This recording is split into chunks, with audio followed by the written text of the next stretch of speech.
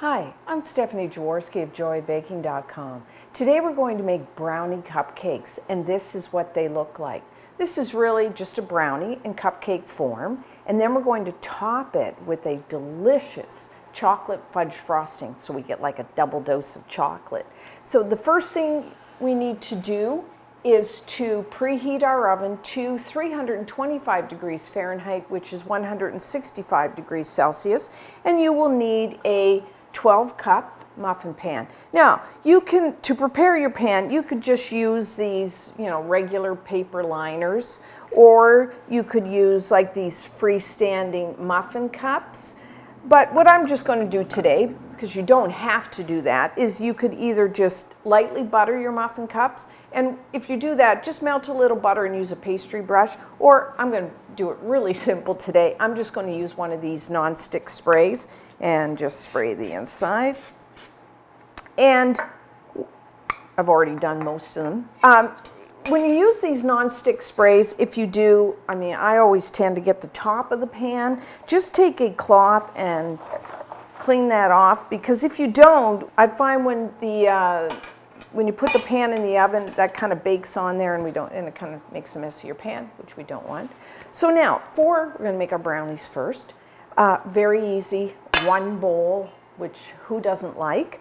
So you will need a saucepan of simmering water, and then in a heat-proof bowl, I like to use stainless steel, you need 4 ounces, which is 120 grams, of an unsweetened chocolate.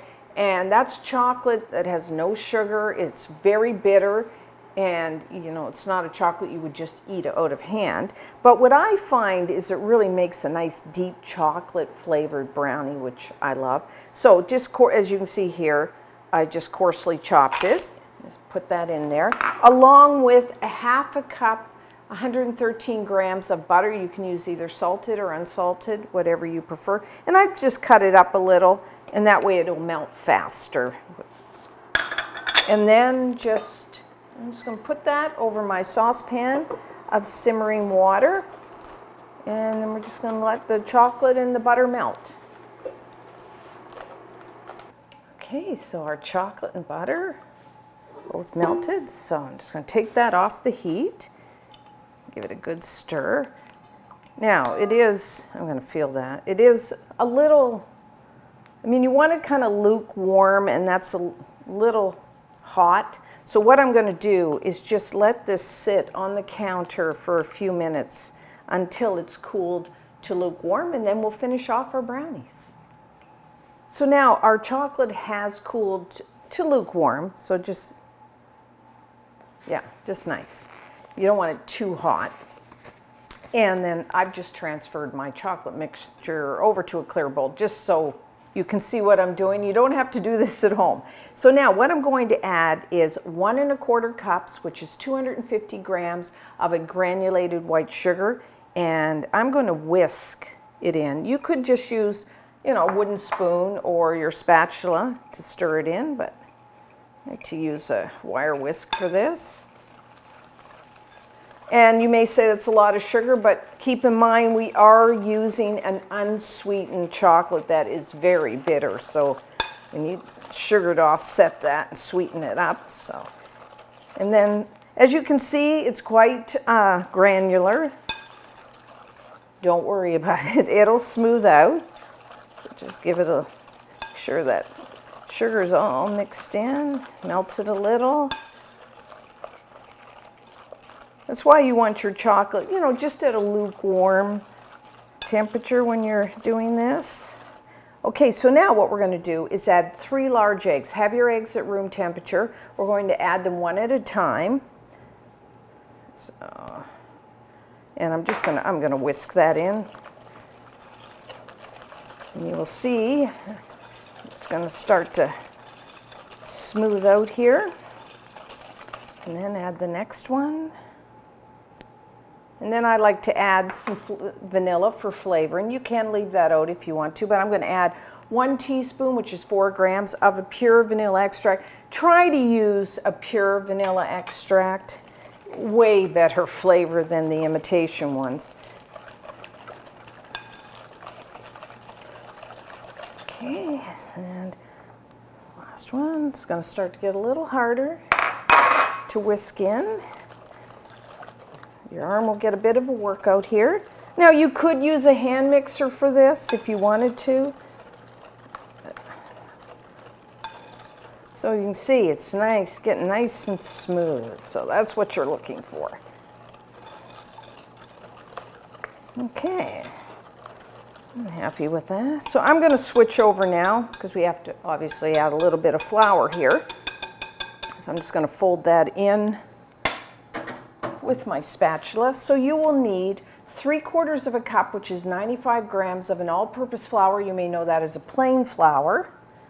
So, and then I'm going to add, you need a little salt to bring out all the flavors. So I'm just adding about 1/4 teaspoon, which is 1 gram of salt. And then just fold it in, mix everything together, and we're done. I mean, it's a great thing about brownies. Easy to make.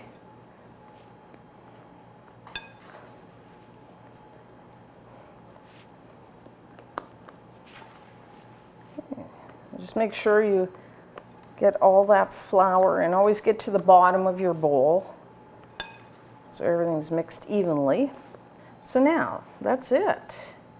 So what we're going to do now is fill our muffin cups. You want to try to make sure they're all filled with an equal amount of batter. That way they bake in about the same time. And there's various ways you can do this. I like to use an ice cream scoop. You could use a ladle, you could use spoons. You could even pour this into some kind of pitcher that has a spout and then just pour it in that way.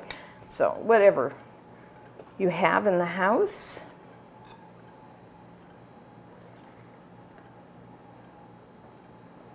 So it's about, I think it's about 2/3 full of batter.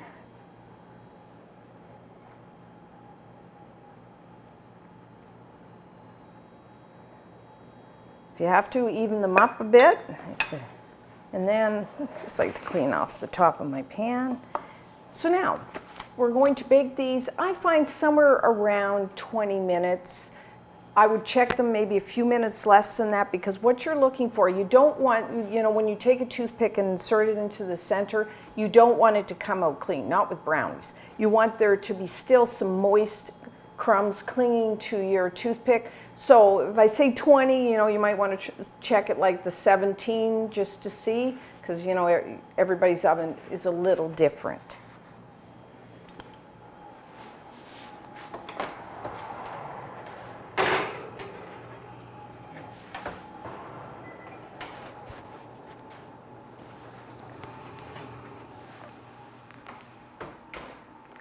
Okay, our brownies are now done.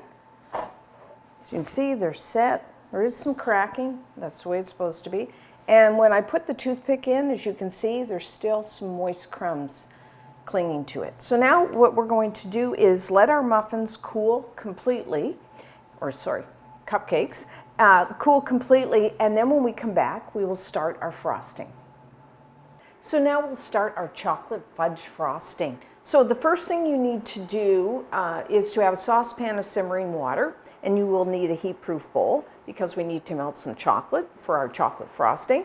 So you will need 3 ounces, which is 90 grams of chocolate. I'm using unsweetened chocolate again here, and so coarsely chop your chocolate. Now, I like the unsweetened so that way my frosting isn't too sweet. If you prefer, you could use a equal amount, like 3 ounces, 90 grams of either a semi-sweet or a bittersweet chocolate, if that is your preference. So like I said, coarsely chop your chocolate, and then we're just going to place it over our simmering water until it's all melted. Okay, so our chocolate is now melted, so just remove it from the heat. And now, it is quite hot, of course. So what I'm going to do is just let it sit on the counter here until it cools down to room temperature, and then we'll finish up our frosting. So now to make our frosting, if you have an electric stand mixer like I have here, use your paddle attachment, or you could use a hand mixer for this, or really you could just beat it in a bowl with a wooden spoon. So you will need a half a cup, which is 113 grams of butter. You can use, your preference, salted or unsalted. Have it at room temperature. And then I'm just going to beat it just to get it nice and smooth.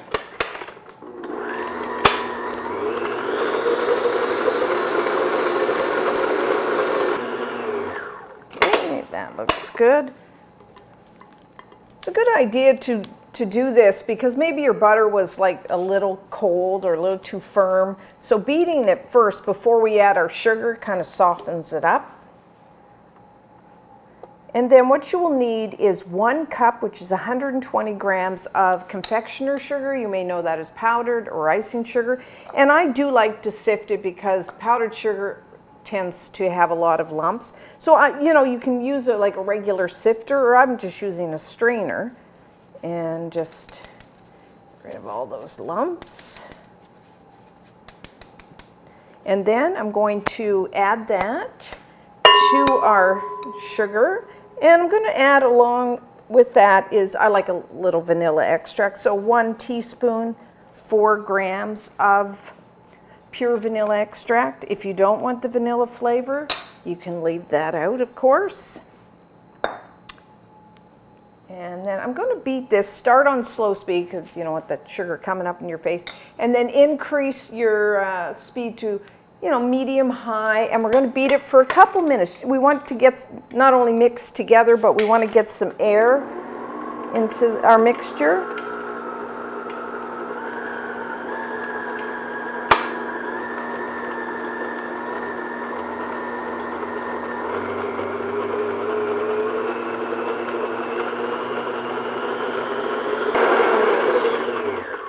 Okay, that looks good. So this is what you're looking for. We just wanted to get some air, make it light and fluffy. So now we're going to add our melted and cooled chocolate. Now at this point you might want to just, dip your finger in that chocolate and make sure it's down to room temperature. If it's too warm, what happens if you add it to a sugar, it's going to start melting it. But if you do have that problem, then, you can just put your frosting into the refrigerator and just firm it up for a bit, and then you can just beat it again. Get some more air in there, so don't worry. It happens to all of us. So now what I'm going to do is just beat our mixture again for a couple minutes, just to mix everything together, and again to make that really nice and light and fluffy.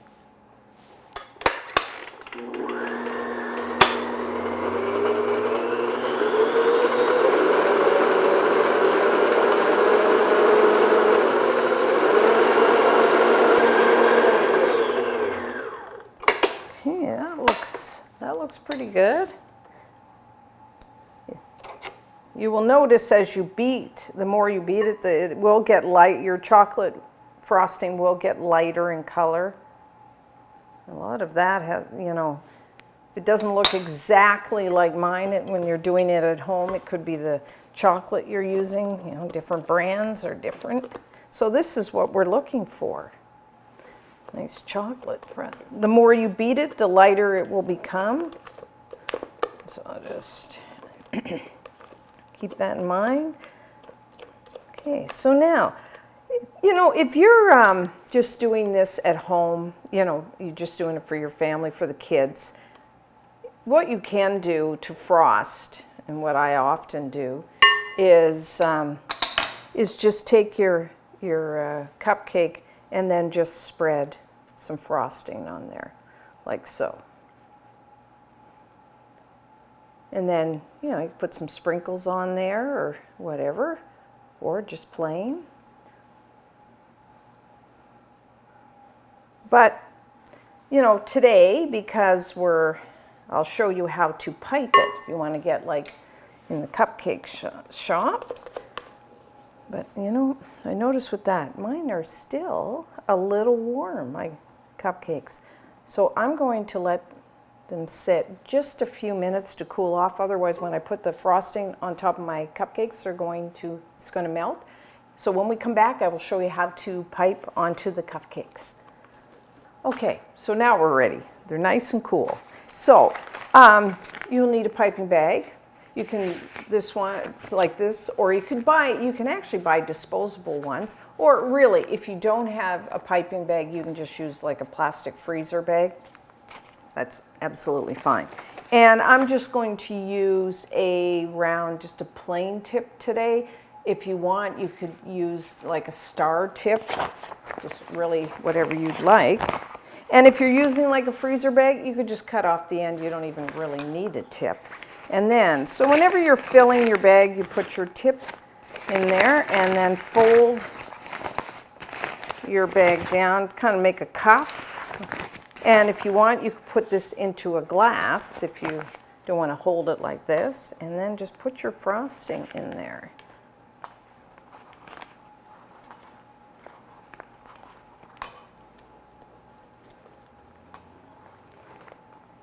And then unfold it. And then you want to push all the frosting down to the end. You want to get all the air out, because otherwise you get like kind of when you're piping, you get little air pockets, kind of wrecks your look. So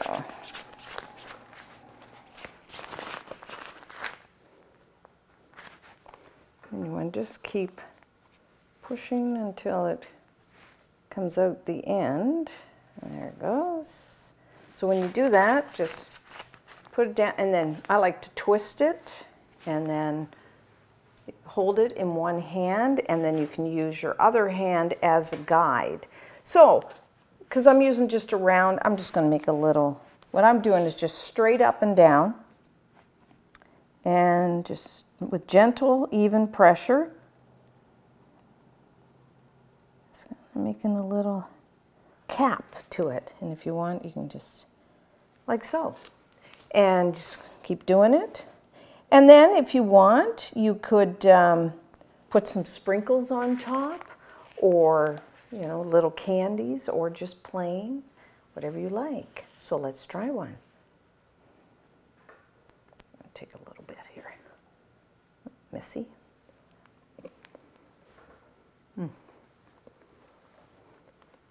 Oh, it's a really great combination.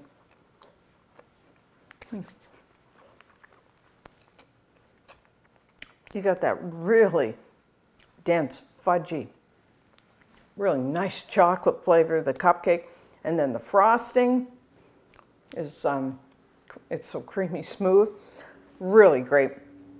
So you can cover and store these a few days and enjoy. And until next time, I'm Stephanie Jaworski of joybaking.com.